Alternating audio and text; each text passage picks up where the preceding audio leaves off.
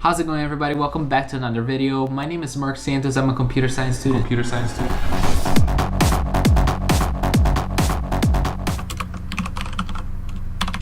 I'm editing right now. I don't even know why I did that, but let's go to the intro. Today I'm going to be talking to you guys about the end of the macOS 10 and the upcoming arrival of the macOS 11 and the Apple Silicon chips. So first of all, if you've been living under a rock, macOS 10 is over. Apple is officially changing to macOS 11.0. I don't know why 0, but after almost 20 years, macOS 10 is over. The new macOS 11.0 is called Big Sur, and it's going to include a big redesign of the macOS and also a lot of new features to the Messages app, Maps app, and a lot of other built-in apps. This fall, I don't know exactly what day, they haven't revealed it yet, you'll be able to update to the macOS Big Sur. Or if you want to get the beta version, you can do that now, but I don't recommend that because a lot of people have been saying that it's not running well. The shift to macOS 11.0 is actually a really surprising one for Apple, given that at one point Apple was basically married to the idea of just using macOS 10 for the rest of their life, as it was a creation of their founding father Steve Jobs. But the change comes because of a lot of different reasons. I think one of the reasons, and not the main reason, but one of the reasons, is for a marketing strategy. You know, to keep up with Windows that is already on 11. Whoa, my bad, guys. I didn't mean to say that. I'm pretty sure Windows is still on version 10. But anyways, it just sounds bad if Apple is at 10, you know, because if Apple is at 10, it sounds like they're behind Windows. Obviously they're not, but it just sounds, from a marketing perspective, it just sounds like they are behind. So changing it to macOS 11 just puts them at the same level as Windows, even though they're not. I mean, Macs are so much better. But the main reason to creating a new software is because they changed their hardware. They're changing their Intel-based chips to the new ARM Apple Silicon chips. That's gonna help further blur the line between macOS apps and iOS and iPadOS apps. And it's just gonna do what Apple wants to do the most, which is integrate everything together and just make the transition from one device to another more smooth. And I'm honestly not against that. I mean, I am an Apple fan and I just love how easy it is for me to just copy something on my phone and paste it on my MacBook, or copy from my MacBook and then just paste it on my phone. It's just so convenient. But sometimes it is a little bit annoying because, like, I like using Alexa, for example, right, Alexa? See, that's what I'm talking about. She didn't even respond to me. I'm sure if it was an Apple HomePod, it would probably respond, right, Siri? I guess I have to say, hey Siri. It didn't even work when I said hey Siri, and it didn't work again when I said hey Siri again.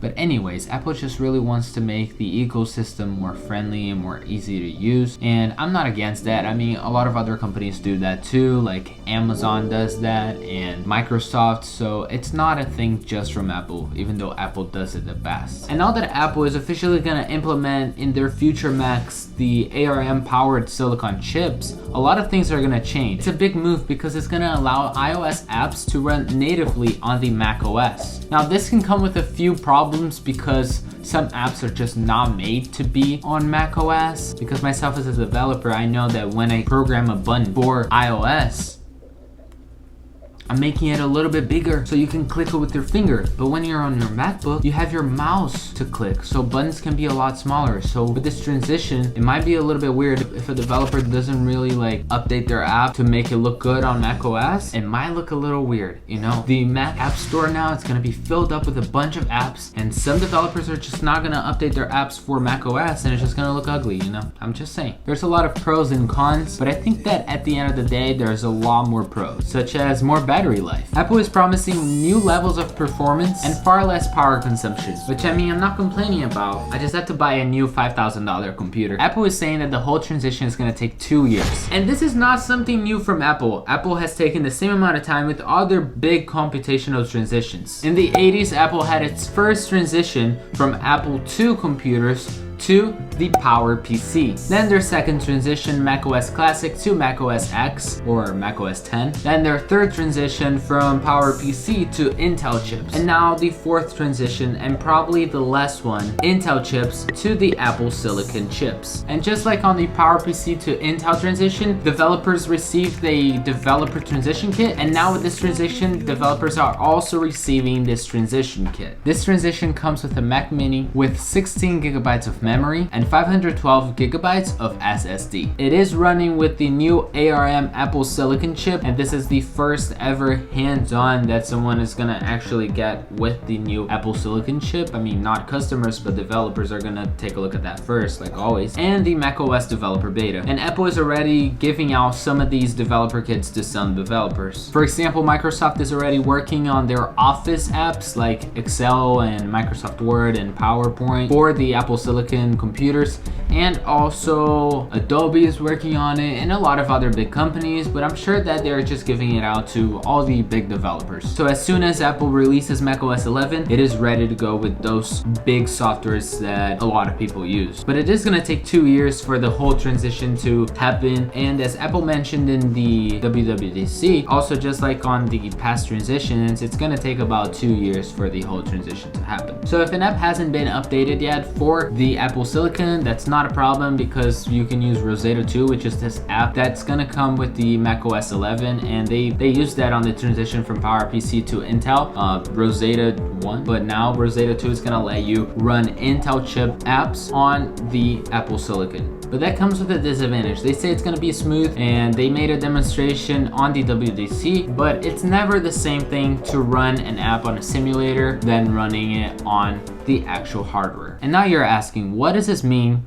to me? What does it mean to you, right? What does it mean to you for this whole change? And basically that in 2 years from now, in 2022, a lot of things are gonna change. Not even in 2022, I mean, this fall it's gonna change already, but in 2022, a lot of things are gonna be different. Could Macs be cheaper because Apple doesn't have to pay licensing to Intel anymore? I don't know. Could it be more expensive because of the cost Apple had to create this new chip and to make the transition smooth? Maybe. But Apple is saying that everything is gonna be fine and the transition is gonna be smooth and you're not even gonna notice it. But we're gonna notice. Your MacBook is gonna start looking more like your iOS, and there's gonna be a lot of iOS-like versions of apps on your MacBook. And another thing that could happen is touchscreen MacBooks. I am predicting this, guys. Even though Steve Jobs was completely against this, there's gonna be some sort of touchscreen MacBook. It's really uncomfortable to touch the screen because you gotta like keep your arm up when you're touching a screen and stuff, especially on a computer that you have to like raise your arm to go touch the screen. So maybe they're gonna have some sort of like screen on the keyboard. I'm not sure how they're gonna make this work, but I can definitely see some sort of touch screen on the MacBooks, because with everything looking more like iOS apps, they're gonna have to make it so you can click it with your finger, or else it's just gonna be super inconvenient to click